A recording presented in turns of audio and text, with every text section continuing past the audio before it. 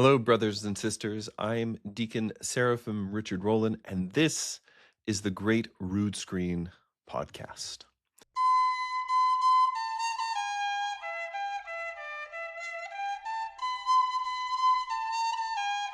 With this episode, we are going to be crossing a threshold. For the last 11 episodes or so, we've been building a world, a very Celtic world. We started with the legendary origins of British Christianity with Joseph of Arimathea and the proto-martyr St. Alban. We crossed the sea to Ireland. We met Patrick and the great monastic explosion that followed him, St. Finian, the 12 apostles of Ireland, St. Bridget of Kildare, and so on. We sailed with Columba to Iona, and we watched him build a monastery that would shape the Christian world. We went back to the Picts with Ninian. We went back to Wales with David. All of that has been, in a certain sense, a preparation. Not only a preparation, it's very important in its own right, but it is also a preparation for what happens next. Because in this episode, the Celtic monastic tradition crosses east. It leaves the island monasteries and the Welsh valleys and the Irish coast, and it goes into the very heart of pagan England. One monk from Iona will get off a boat in Northumbria, and within a generation, the whole north of England will be Christian. From that mission will come St. Cad and St. Chad and St. Hilda and St. Cuthbert, and eventually, of course, the Venerable Bede himself, the man without whom we would know very little about many of the things that we'll be talking about over the next several episodes. That monk's name is Aidan. His feast day is August the 31st, and his story begins in darkness. Now, as usual, you should all be expecting it by now, a little word about sources. Most of what we know about St. Aidan comes from the Venerable Bede himself. Bede wrote his Ecclesiastical History of the English People at the monastery of Wearmouth Jarrow in the year 731. And what makes his account of Aidan extraordinary is how close Bede is to his subject matter. Bede entered his monastery as a child at the age of 6 in the year 680, less than 30 years after Aidan's death. He was formed by men who had been Aidan's own disciples, and so the chain of transmission is quite short. When Bede writes about Aidan, he is writing about his own spiritual grandfather. Bede is essentially the primary record that we have for St. Aidan, at least the primary written record. Books 3 and 4 of the Ecclesiastical History are where Aidan lives, and many people feel this is Bede at his absolute best. He's personal, he's warm, he's specific, and his storytelling is full of the kinds of details you only get from people who were there, or at least who met and knew people who were there. One of the really important things to understand is that Bede will sometimes disagree with St. Aidan on a very significant point. Aidan, of course, celebrated Easter on the Celtic calculation, the dating which would eventually be overruled at the Synod of Whitby, which we'll get to in a future episode. Bede thinks Aidan was wrong about this, and Bede is very much kind of a champion of the Augustinian Church over the Celtic Church. He says so very plainly. But having said this, he then goes on to write what amounts to one of the most beautiful tributes to any saint in all of medieval literature. He says, "I love this man and I venerate him as a saint." So this tells us something about Aidan. He was a man so manifestly holy that even somebody who disagrees with him on a real doctrinal question, and by the way, the dating of Easter is a serious theological point. We'll talk about this when we get to Whitby. But even with this disagreement, such a man could not help but to love him. So, to understand why Aidan matters, you have to first understand what Northumbria looked like before he arrived. And for a brief moment, it had looked like the future of English Christianity. King Edwin of Northumbria had been baptized. There's a famous story about this, which I'll tell you another day. This is in the year 627. A saint by the name of St. Paulinus of York, a Roman missionary, part of the Gregorian mission that had arrived in Kent a generation earlier. Paulinus baptized Edwin in a little wooden church at York. And so the king of what was then the most powerful of the English kingdoms of the old anglo-saxon pentarchy had become a Christian. Mass baptisms followed, and the whole of the north seemed to be turning. And then the whole thing came crashing down.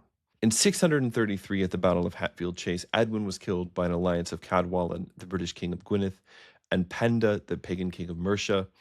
Edwin's army was destroyed, his kingdom was shattered, and what followed was, by Bede's account, one of the darkest years in the whole history of the English Church. 2 kings took the throne in rapid succession, Osric in Deira and Eanfrith in Bernicia. Both had been baptized as Christians, and both immediately apostatized. Both were also dead within the year. Cadwallon ravaged the entire kingdom. Bede says that he spared neither woman nor child, and Bede is so horrified, and Bede's quite he's a pretty measured historian. Bede is so horrified by the apostasy and the slaughter that he refuses to count this year in his reckoning of Christian kings. He calls it rather a hateful year, and he assigns it to the reign of the man who caused the destruction. Paulinus, the bishop, flees south. The Roman mission to Northumbria was over. The churches were empty or burning, and everything that Edwin had built was gone. And into this darkness comes a young prince named Oswald. Now, St. Oswald is one of my very favorite saints. His story deserves its own full episode, one which we will get to quite soon. But for now, what you need to know about him is this: that when Edwin had been king, Oswald and his brothers had been sent away into exile. They'd gone north, and in fact, they'd gone to Iona. So Oswald grew up on St. Columba's Island. He learned to speak Old Irish. He was baptized there. He sat at the feet of the monks of Iona and received the faith from the same tradition that had produced Columba and Bridget and Patrick. So when Oswald gathered his small army and marched south to challenge Cadwallon, he was not just a warrior prince trying to reclaim a kingdom. He was a Christian formed in the Celtic monastic tradition, and he was a man who knew exactly what he was fighting for. On the night before the battle, at a place called Heavenfield, a place that I have been to, Oswald planted a wooden cross in the ground, and he made his entire army, many of whom were still pagan, kneel before it. And he prayed aloud, "Let us all kneel and ask the true and living and almighty God to defend us from the proud and cruel enemy, for God knows that we are fighting in a just cause for the safety of our people." And against all odds, against a vastly larger army, with some help from St. Columba, they won. Cadwallon was killed, and Oswald became king. And the first thing that Oswald did, the very first thing he did, was to send up to Iona for a missionary. So Iona sent a monk. His name, according to tradition, is Corman. Bede himself doesn't name him, but later sources in the tradition do. And Corman went to Northumbria, and things did not go well. And so he left, and he comes back, and he stands before the assembled monks at Iona, and he delivers his report. He says, "The Northumbrians are completely unteachable and unreachable. They are stubborn, they are barbarous, they are a savage and obstinate people with a hard and untamed disposition. He had labored among them, and they would not listen to anything that he had to say. Time to write the whole thing off." So you can kind of picture the scene. All the holy fathers of Iona are sitting there in council. They're listening to this account. Their mission has failed even before it began. The king of Northumbria, who is one of their own, right? St. Oswald is as much a monk as he is a king, as a man formed in their own tradition. He's asked them for help.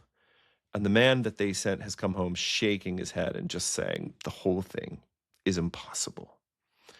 So they're all sort of looking around and asking, well, now what do we do? Who's going to go? Who do we send in the place of this bishop, this monk who has failed? And this is when Aidan speaks up.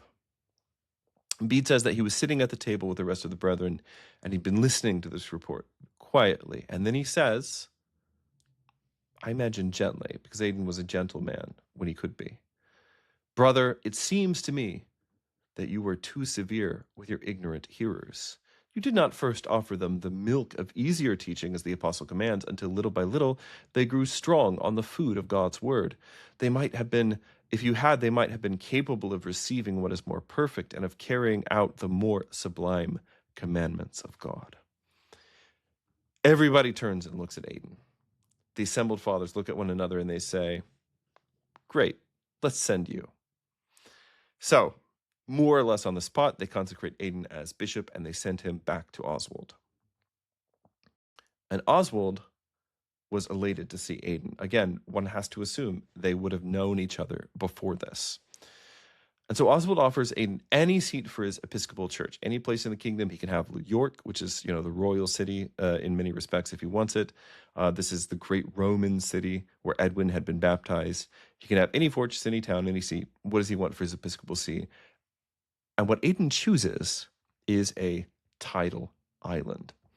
It is a place called Lindisfarne, very often just called Holy Island, which sits off the Northumbrian coast just a few miles south of the great royal fortress of Bamborough, where Oswald had his seat. Lindisfarne is unique because it's an island twice a day where the North Sea fills in and cuts it off from the mainland, and then twice a day the tide pulls back and there's a broad causeway of sand and mud that emerges and you can cross over to the mainland. Many people have noted, by the way, that this is a kind of beautiful metaphor for the monastic life, being in the world but not of it. And the choice for Aidan is very deliberate. Aidan wants Iona, not Iona itself, but he wants the rhythm of Iona, the life of Iona, that pattern of enclosure, but also openness, solitude for prayer, and then accessibility for mission. So twice a day, the monks are alone with God, and twice a day, the world can reach them. This is the pattern of Iona now replanted on English soil. So Aidan begins his ministry. And here I want to slow down a little bit because Bede gives us a wonderful and sustained portrait of apostolic life, of the life that Aidan and his monks lived there on the island. It's not just a catalog of miracles, although there will be plenty of those, but a picture of how this community lived and worked and how St. Aidan taught. The first thing you should know about Aidan is that Aidan was the bishop who walks. Aidan walks everywhere. Aidan refused to ride a horse, even though he was bishop. He goes everywhere on foot, and it's not just making some kind of point about humility, although of course that's part of it, but it's because a man on foot is accessible. A man on foot is approachable. A man on foot will stop, and you can stop a man on foot and talk to him, whereas a man on horseback can kind of just ride past you if he wants to. So Aidan walked so that he could stop and talk to everyone that he met on the road, rich or poor, peasant or nobleman. If they were already Christians, he would strengthen them in their faith and stir them up to good works. If they were pagans, he would preach the gospel to them. He walks the dirt roads and the muddy tracks of 7th century Northumbria there under the shadow of Hadrian's Wall, and wherever he stops, a conversation begins. Aidan gave away everything that he was given. I'll tell you an example of this in a moment. Anything that the wealthy gave to him, and they gave him plenty because he's the bishop, he's a friend of the king, they want to be in his good graces, right? But anything that he's given goes more or less immediately to the poor. Aidan has no appetite for property, no interest in comfort. Whatever comes in goes out again. St. Aidan ransoms slaves. This maybe doesn't get talked about often enough, but Aidan used whatever money that came to him to buy enslaved people out of bondage. And he didn't just free them and then send them on their way. He would take them into his household and teach them and educate them. He taught them to read the scriptures and to pray the Psalms. And some of these men and women who had been bought and sold, who had just been property, they went on to become monastics and in some cases even priests and deacons.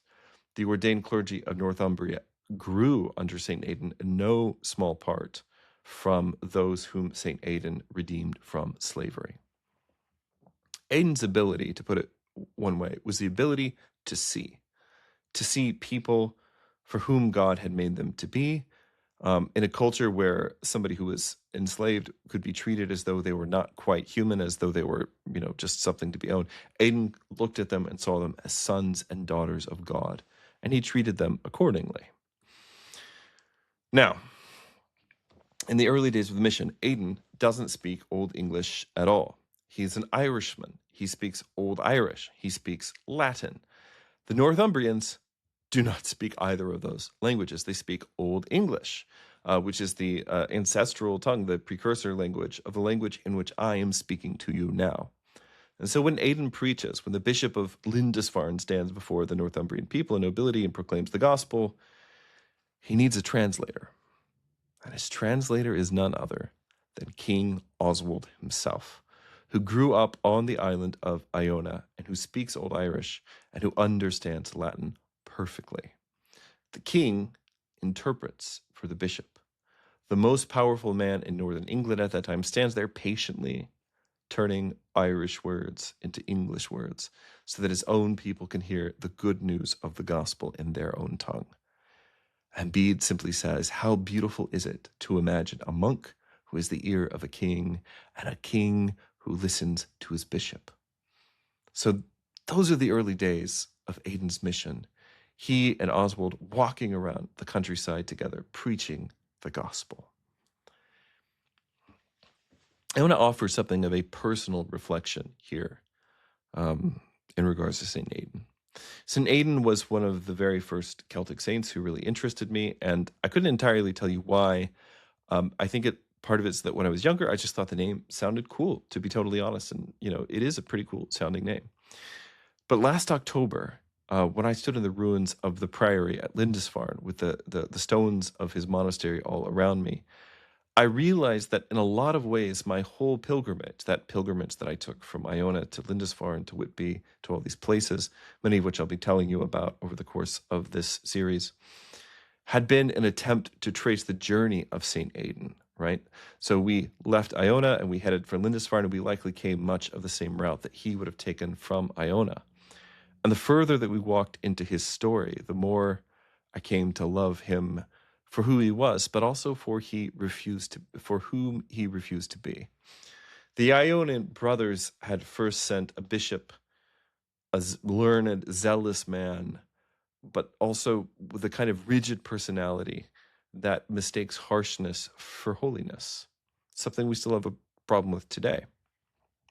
When Corman came back to Iona frustrated and complaining about these uncivilized, obstinate Anglo-Saxons, it was Aidan who said, let's try being gentle. He didn't mean to volunteer himself, probably that's just how it went, and it worked, because he was exactly the kind of man who could succeed where somebody louder had failed. A thing that really keeps striking me about Aidan, and certainly it was impossible to miss once we were actually there on the site, is the way that his story is really inseparable from the story of St. Oswald and Oswiu and the other kings who were contemporaries of his. I've mentioned that Oswald was his original translator, right? The spread of Christianity in this whole region, that whole region of England, was really at bottom the story of friendship, the story of love. And this is the way that love works. When there's real love between two people, it spreads to everyone around them. One of the things that I carried away from St. Aidan, from his monastery, standing there in those ruins on Lindisfarne, was the shape of the Celtic Church itself. The seats of the diocese were not in city cathedrals, but rather out in monasteries. The bishops were also abbots. There was an intensity of the monastic life that we've talked about in this podcast, which functioned as a leaven that leavened the whole lump. And there's something about the character of that, which is something that I think we as Orthodox Christians can connect with today. It's not to say we all need to go become monks and nuns, but as Orthodox Christians living in the lands today where we are very much a minority, the commitment and the focus and the love that Aidan and his brothers had for each other and for the pagan peoples around them should also be ours today. And I think this is why we need his prayers, perhaps more than any of the other saints that we've covered so far, so that we can be animated and enlivened by that same spirit of gentleness, of love, this willingness to do whatever it takes to give the people the gospel and the worship of the one true God in their own language. Bede gives us two stories about St. Aidan's intercessory power. Both of them involve the elements. The first takes place during St. Aidan's time as a bishop. He's sending a priest, a man by the name of St. Uta, to escort a royal bride from Kent back to Northumbria by sea. And Aidan knows, the way that holy men sometimes know things, the way that St. Columba would always know what was going to happen when somebody left Iona on a voyage. St. Aidan knows that a storm is coming. And so he gives Uta a cruse, like a little container, a little jar of holy oil. And he says, you will encounter a great storm. When it comes, pour this oil out on the sea. So the journey begins, and sure enough, the storm comes. And you have to imagine it's every story from every storybook, from every Bible story, from every movie you've ever watched. The ship is being thrown around, the sails are being torn, waves are crashing and breaking over the deck, and the sailors are just about to give up. So they throw the anchor into the sea, and they're just dragging it along, just waiting to die, waiting to be shipwrecked. And then Uta suddenly remembers, and he takes out the little cruse of oil, and he pours it out on the sea. And instantly, the water calms, the winds die down, the waves subside, and the ship sails on in clear weather. The second story takes place towards the end of Aidan's life. Penda of Mercia, the same pagan king who killed Edwin, same Penda who killed Oswald at the Battle of Maserfield. Penda is on the march again, and he's besieging the royal city of Bamborough, the royal fortress there, and he can't take the fortress. Those walls are too strong, too thick, so he decides to burn the whole thing down. So he orders his men to pull apart every village in the surrounding countryside, and they tear down houses, barns, fences, all of it, and they haul the timber up to the walls of Bamborough Castle, which at the time was probably not made of stone, or at least the walls wouldn't have been. And they stack it as high as they can, and when the wind starts blowing from the right direction, out this from the sea towards the castle, they light the bonfire. Now, Aidan is not in Bamborough at this time. He's probably on the Inner Farne, which is a tiny island off the coast of Lindisfarne. It's the same island on which St. Cuthbert will one day claim as his hermitage. St. Aidan is there in prayer, as he often is, and from the Farne, looking out across the water, he sees the smoke. A column of smoke is rising from the walls of Bamborough. The city is burning, the castle's on fire, and Aidan lifts up his eyes to heaven and simply says, Lord, do you see what evil Penda is doing? Do you see what Penda is up to? And the wind turns and shifts, and the flames that had been climbing the walls are now driven back onto Penda and his men, and Penda's army scatters as their own fire turns against them, and the pagan king is forced to withdraw. This is very much a Columba moment, you know? As we saw in our Columba story a few episodes ago, the Celtic saints govern the elements through prayer, the wind, the fire, the storm. They're not casting spells. They're simply asking. They're lifting up their eyes and speaking to the Lord who made the heavens, the Lord of the elements, as some of our old Irish hymns often called him. So Aidan there on the Farne, watching his people in danger, just does what a father would do. He lifts his eyes up to God, he calls on God, and God answers his prayer. A few years into St. Aidan's episcopacy, Oswald dies. I will tell that story more properly in a future episode, probably the next episode, because I want to give it its own time. But St. Oswald fell at the Battle of Maserfield in the year 642, and after being killed by Penda, his body was torn apart. He died with a prayer on his lips for his men and his death, and all the things that happened after it, especially to his relics, are a story in their own right. But after Oswald's death, the kingdom, so briefly united, splits again. Bernicia, the northern half, goes to Oswald's brother Oswiu, and Deira, the southern half, goes to their cousin, a man by the name of Oswin. And Bede has very good things to say about Oswin. He says that he was a man of remarkable piety and devotion, tall in stature, handsome, pleasant in speech, courteous in manner, and generous to highborn and common folk alike. He was someone who was loved by all. His royal virtues drew the best men from every kingdom to serve under him. But the thing that strikes St. Bede about Oswin most is his humility. So Oswin really loves Aidan. The king and the bishop are, as Oswald and Aidan were, very close. And Oswin, seeing that the old bishop still walks everywhere across rough terrain, through the bad weather, over distances that would probably tire a much younger man, would certainly tire me, Oswin gives Aidan a fine royal horse, a beautiful animal fit for a king to ride. And this isn't bribery. He's not just trying to butter the bishop up or something. This is just a real gift of tenderness. He doesn't want the old bishop to tire himself out on the roads. So Aidan accepts the horse. And the next time he meets a beggar on the road, an old man in rags asking for alms, Aidan simply gives him the horse, says, "Here, take it, God go with you." Word gets back to Oswin, and when next they sit down to dinner together, maybe the Oswin is just come in from a hunt, they're sitting down to eat, Oswin says to Aidan, "My lord bishop, why did you give away that beggar a royal horse? That horse was meant for your personal use. We have plenty of cheaper horses or other things that we could have given to the poor. Why do you give away the horse I chose for you specifically?" And Aidan looks at him and he says, "What are you saying, O king? Is that son of a mare more valuable to you than that son of God?" They go into dinner. Aidan sits down by the fire. Oswin stands for a while, kind of warming himself. It's just maybe coming from the hunt. He's still in his riding clothes. The sword belt is still on. And he's thinking. He's turning over Aidan's words in his mind. And then Oswin unbuckles his sword and he hands it to a servant and he walks across the room. And he falls down on his face at Aidan's feet. And he says, "I will never judge how much of our money you give to the children of God." And Aidan raises him up and he blesses the king and he says, "Sit down and eat. Be happy. Don't trouble yourself about this." So Oswin does. He sits down and he eats, and soon enough the mood kind of lifts, and dinner is all the things that dinner should be in the king's hall.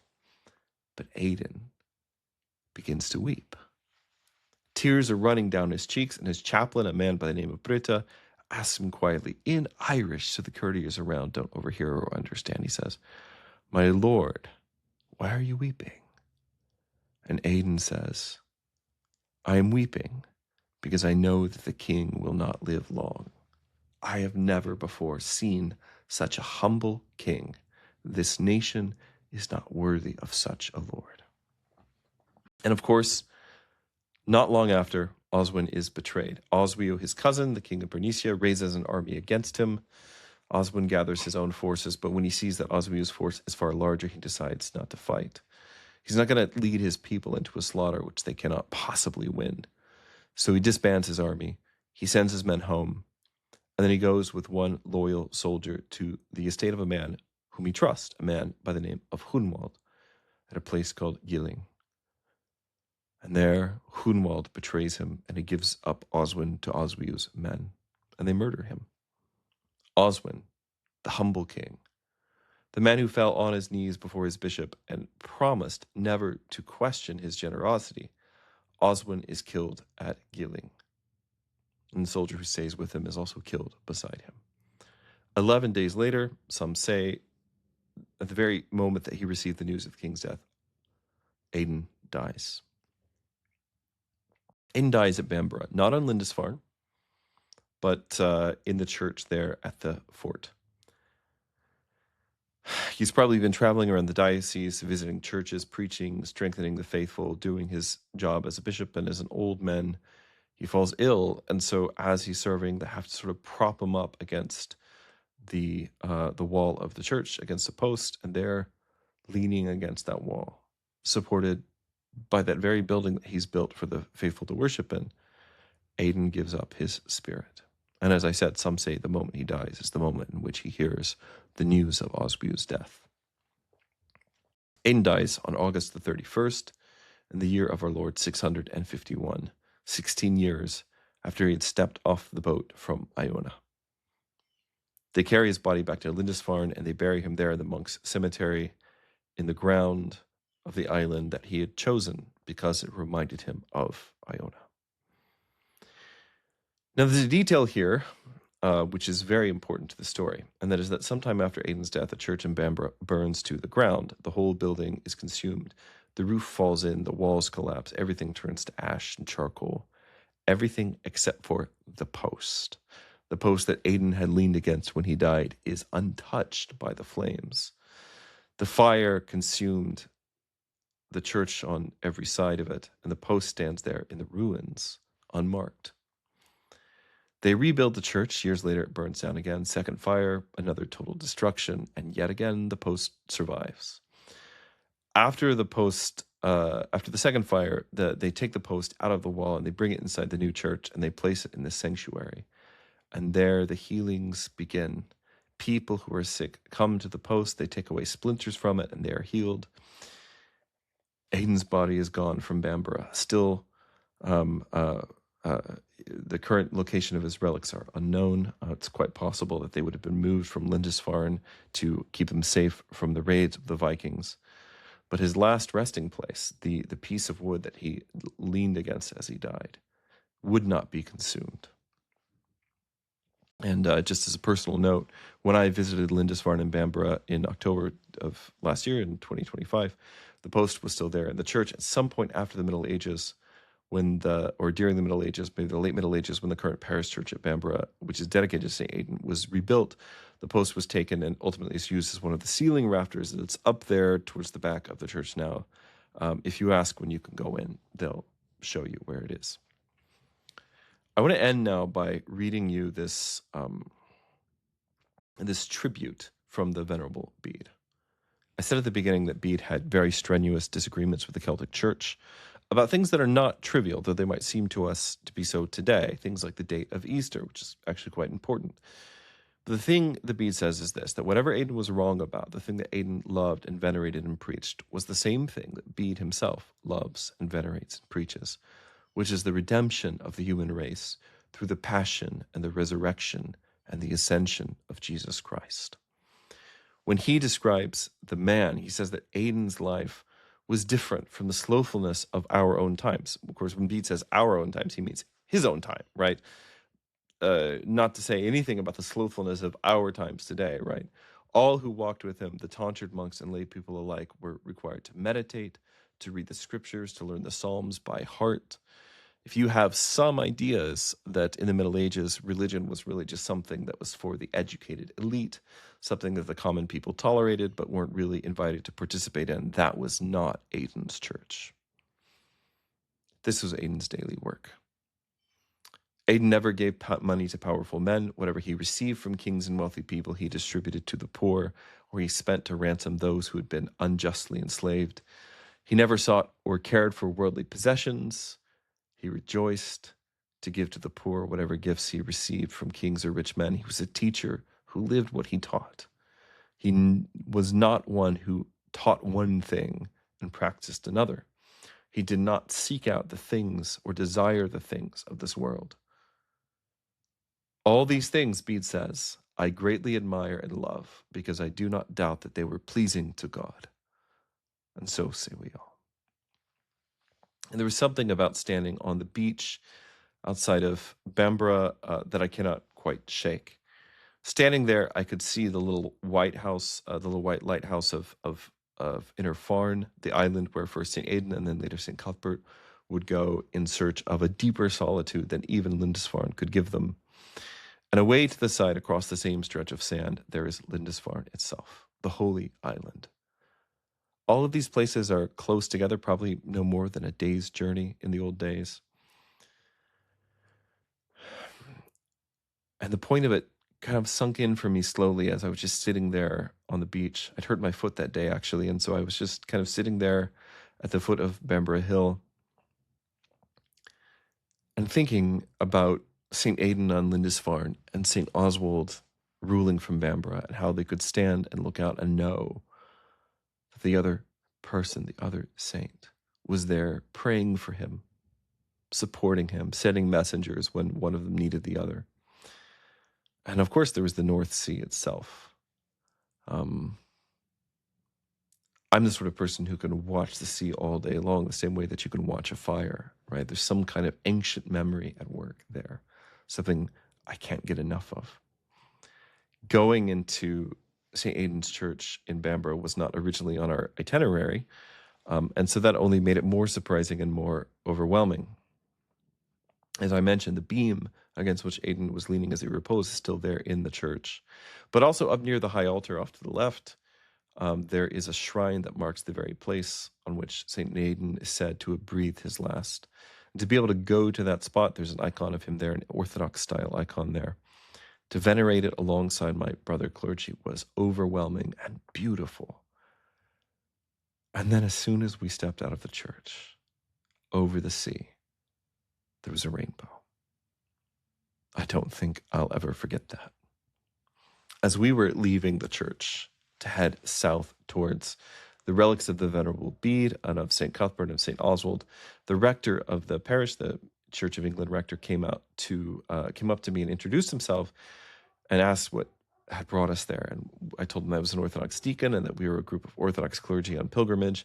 And he mentioned that some Orthodox Christians had recently come through just a few days before and on pilgrimage as well. And I told him very plainly, I told him, get used to it. There's going to be a lot more of us coming soon. And I really meant it. Oswald was formed on Iona. And the faith he was formed with is my faith and your faith. And he carried that faith across his kingship until he died in battle against Penda. And Aidan was his dove, his Columba, the quiet, humble voice from Iona who loved the people of Northumbria and brought them into the kingdom with that love. These are our ancestors. These are my ancestors in the faith. And their holy places in the British Isles are still waiting for you. So consider this your marching orders. Go and venerate these sites so that they may be given the love and the honor that they are due, and so that we may have the benefit of their holy prayers. If you want to know more about that pilgrimage, by the way, and follow our pilgrim path, you can watch a pilgrimage documentary called The Raven and the Dove, which you can watch over at our sister channel, The Orthodox Pilgrim. There will be a link down in the description below the video. Aidan died in the year 651, having been a bishop for 16 years. And in that time, he had planted a church which would endure. From Lindisfarne comes Cedd, who carries the gospel to the East Saxons, Chad, who brings it to Mercia, to Penda's own kingdom of all places. Comes Hild, who brings her great double monastery at Whitby, which becomes one of the great centers of learning in the English-speaking world. Aita, who becomes the abbot of Lindisfarne, and Cuthbert, of course, the most important of all the disciples who came out of Lindisfarne, a saint whose story we will come to quite soon. Through all of them, through the monks that they trained, through the priests that they ordained from among the ransomed and the redeemed, the faith of Christ would begin to spread across the whole of northern England. Aidan had started with the milk, but these men would bring the meat. Now, I have to warn you, a storm of sorts is coming. Within just 13 years of Aidan's death, a synod held in Hilda's monastery at Whitby would settle the question of Easter and various other practices of the Celtic Church. All these issues would come to a head, and the Celtic tradition and the Roman tradition would face off against each other, and a king would make a decision. And nothing would ever quite be the same afterwards, but we'll get to that story another time. Before we do, I owe you the story of one of my very favorite saints, a saint whom I have recently learned to love and venerate. And that is the story of St. Oswald of Northumbria, the Raven of the North. The man who planted his cross at Heavenfield, the man who translated for Aidan, a man whose death and whose relics are one of the great stories of England. His story will be next. But for now, remember Aidan, the quiet monk who sat at the table and said, let's just start with the milk for these unruly Englishmen. Remember Aidan, the bishop who walked so that he could stop and pray and be with his sheep. Remember the man who ransomed slaves and made them priests. Remember the man who gave everything and anything away without a second thought. May the prayers of St. Aidan of Lindisfarne, the Apostle of Northumbria, be with us all. Amen.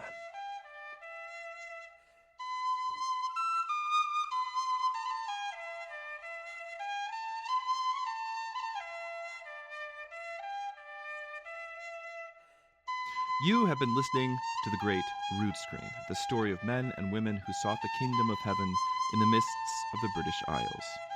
I'm Deacon Seraphim Richard Rohlin, and this has been a listener-supported presentation of Ancient Faith Radio.